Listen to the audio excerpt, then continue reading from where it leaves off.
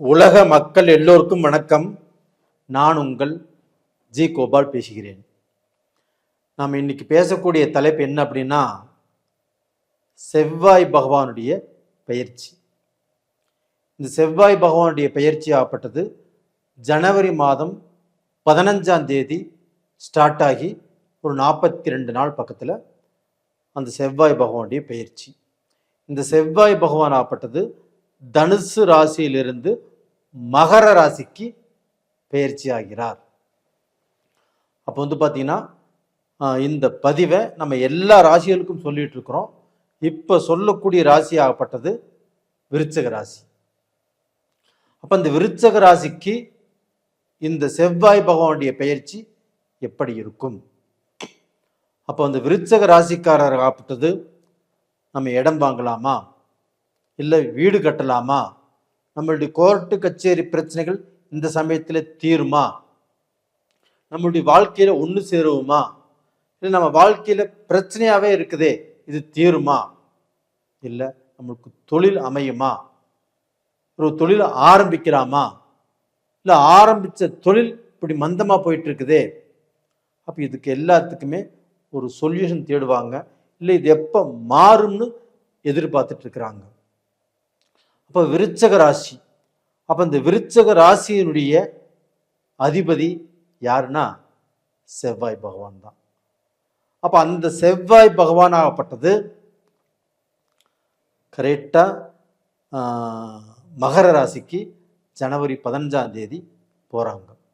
அப்போ அந்த ஜனவரி 15ஆம் தேதி மகரத்துக்கு போறாங்கன்னா மகரத்துல செவ்வாய் பகவான் உச்ச பலம் அடைகிறார். அப்போ உங்களுடைய ராசிநாதன் ராசிக்கு 3ஆம் இடத்தில் மகரத்தில் உச்ச பலம் அடைகிறார். இது ஒண்ணு போதாதுங்களா? விருச்சிக ராசிக்காரங்களே, உங்களுடைய பஞ்சம் தீர்ந்தது, உங்களுடைய கடன் தீர்ந்தது, உங்களுடைய கஷ்டகாலம் தீர்ந்தது. ராசிநாதன் உச்சம் அடையும் போது நீங்களும் உங்களுடைய வாழ்க்கையில் படிப்படியாக உயர்ந்து ஒரு நல்ல பொசிஷனுக்கு வரக்கூடிய காலகட்டம் இப்ப வந்தாச்சு. இதை சொல்றதுக்கு தான் நான் ஆவலோடு காத்திருந்தேன். அது சொல்லக்கூடிய நேரமும் வந்தாச்சு, இப்ப சொல்லியாச்சு.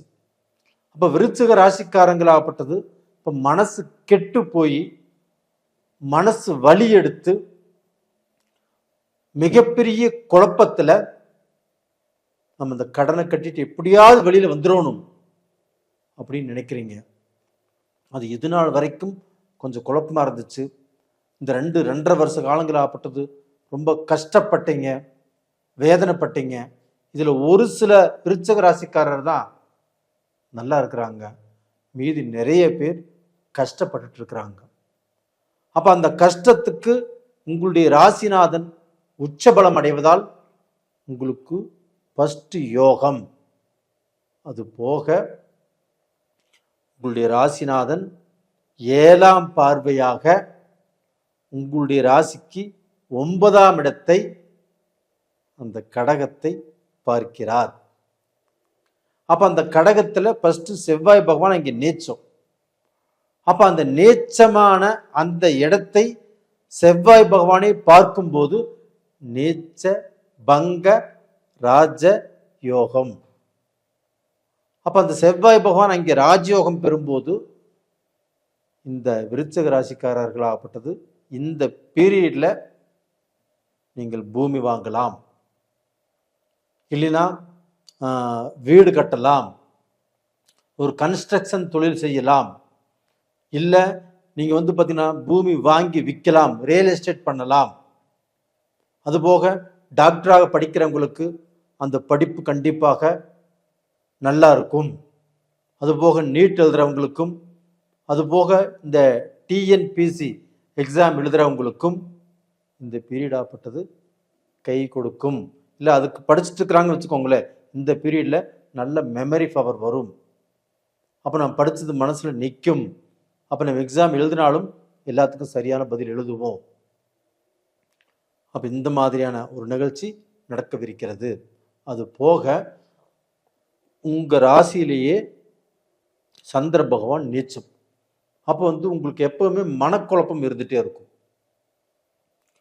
அப்போ அந்த மனக்குழப்பத்தில் தெளிவான முடிவும் எடுக்க முடியறதில்லை. ஒரு முடிவை எடுத்துட்டு யோசனை பண்ணுறது. உங்களுக்கு கோபம், தலைக்கு மீறின கோபம் வரும். பேச பேச டப்புன்னு அடிச்சிருவீங்க. அதுக்கப்புறம் அடிச்சுட்டு நீங்களே அவங்ககிட்ட போய் தெரியாமல் அடிச்சுட்டு மன்னிச்சுக்கோ அப்படின்னு கேட்பீங்க. இப்போ இதை வந்து நம்ம கொஞ்சம் யோசனை பண்ணி இருந்தோம்னா அவங்கள அடிச்சிருக்க மாட்டோம். இந்த சண்டை பெருசே இருக்காது, கோர்ட்டு கச்சேரின்னு போயிருக்காது. இப்போ இது உங்களுடைய முன்கோபத்தினால என்ன நடக்குதுன்னு இந்த மைண்ட், அந்த மூளைக்கு தெரியல. இதற்கு காரணம் அந்த சந்திர பகவான் இங்கே நீச்சமானதும் ஒரு காரணம். அப்போ வந்து மனசு அப்படிங்கிறது ஒரு நிலையில் இருக்காது. அப்ப அந்த சந்திர பகவானுடைய வீட்டை இந்த செவ்வாய் பகவான் பார்க்கும்போது பலம் பெறுகிறது உங்களுடைய ராசி. அப்ப அது போக பார்த்தீங்கன்னா உங்களுடைய ராசியில இப்போ வந்து அனுச நட்சத்திரம் இருக்குது, கேட்டை நட்சத்திரம் இருக்குது, விஷாக நட்சத்திரம் இருக்குது. இந்த அனுச நட்சத்திரக்காரங்களாகப்பட்ட இந்த அன்புக்கு ஏங்குறவங்க, பாசத்துக்கு ஏங்குறவங்க, பாசத்தினால சிலர் இவர்களை கட்டி போடலாம். அது போக முதல் காதலை என்றும் மறக்காதவர்கள். அப்போ அவங்க வாழ்க்கையில வந்து பார்த்தீங்கன்னா அன்புக்கு கட்டுப்பட்டவர்கள். அவங்களுக்கு வந்து பார்த்தீங்கன்னா இந்த பீரியட்ல ஒரு விடுதலை கிடைக்கும் உண்மையாலுமே. அது போக பார்த்தீங்கன்னா கேட்டை நட்சத்திரம், அந்த புதனும் வந்து பார்த்தீங்கன்னா இந்த பீரியட்ல அந்த ராசிக்கே வர்றாங்க, இல்லைன்னா மகரம் இல்லைன்னா கும்பத்துக்கே வர்றாங்க. அப்படி வரும்போது உங்களுக்கு வந்து பார்த்தீங்கன்னா அந்த குரு பகவானுடைய பார்வை படுறதுனால கண்டிப்பாக விருச்சக ராசிக்காரர்கள் நல்லா இருப்பாங்க. விஷாகம் குருவுடைய நட்சத்திரம், அந்த குரு பகவான் ஆகப்பட்டது இப்போ விருச்சகத்துக்கு வந்து 8ஆம் இடத்துல இருக்கிறாங்க. அப்போ 8ஆம் இடத்துல இருப்பது சரியில்லை. அப்போ குழப்பம், நம்மளுக்கு விரயம், நம்மளுக்கு நஷ்டம், நம்ம எடுத்த காரியத்தில் ஏமாற்றம், யாரையாவது நம்பி போனாலும் விரயம், துரோகம், நஷ்டம், இதுதான் நடந்துட்டு இருக்குது. அப்போ இந்த பீரியட்ல வந்து பார்த்தீங்கன்னா அதே குரு பகவான் உங்கள் ராசிக்கு 2ஆம் இடத்தை பார்த்துட்டு இருக்கிறாங்க. தன்னுடைய சொந்த வீட்டை தன்னுடைய குருடைய வீட்டையே பார்த்துட்டு இருக்கிறாங்க. இப்போ விஷாக நட்சத்திரக்காரர்களும் கண்டிப்பாக ஒரு படி உயர்ந்து வாழ்வதற்கு வாய்ப்பு இருக்கிறது. அப்போ டோட்டலாக பார்த்தீங்கன்னா இப்போ அந்த குரு பகவான் ஆகப்பட்டது உங்களுக்கு ஜூன் 2ஆம் தேதி பெயர்ச்சியாகி அந்த உச்ச பலம் பெற்று அந்த கடகத்துக்கு வர்றாங்க. அந்த குரு பகவான், அந்த கடகத்துக்கு வரக்கூடிய அந்த குரு பகவான் ஆகப்பட்டது உங்கள் ராசியவே பார்க்குறாங்க. அப்போ இந்த பீரியடு போக அடுத்த பீரியட்லையும் நீங்கள் நல்லா இருப்பீங்க. அப்போ இந்த பீரியட்ல வந்து பார்த்தீங்கன்னா உங்களுக்கு வந்து செவ்வாய் நல்ல பலம் கொடுக்கிறார். அது போக குருவால் வரக்கூடிய நஷ்டத்தையும் இப்போ ஜமாளிச்சுக்குவீங்க. அந்த குரு இருக்கக்கூடிய இடம் சரியில்லை, பார்க்கக்கூடிய இடம் நல்லா இருக்குது. அது போக பார்த்தீங்கன்னா இந்த குருவுடைய அனுகிரகமாகப்பட்டது உங்களுக்கு 8ஆம் இடத்துல இருந்து நிறைய சோதனைகளை கொடுத்துட்டாரு, மனசு நிறைய வேதனையும் கொடுத்துட்டாரு, குடும்பத்தில் குழப்பத்தையும் கொடுத்துட்டாரு. காசு எவ்வளவு சம்பாதிச்சாலும் 10 ரூபாய் கூட பாக்கெட்டில் மிச்சமாகிறது இல்லை.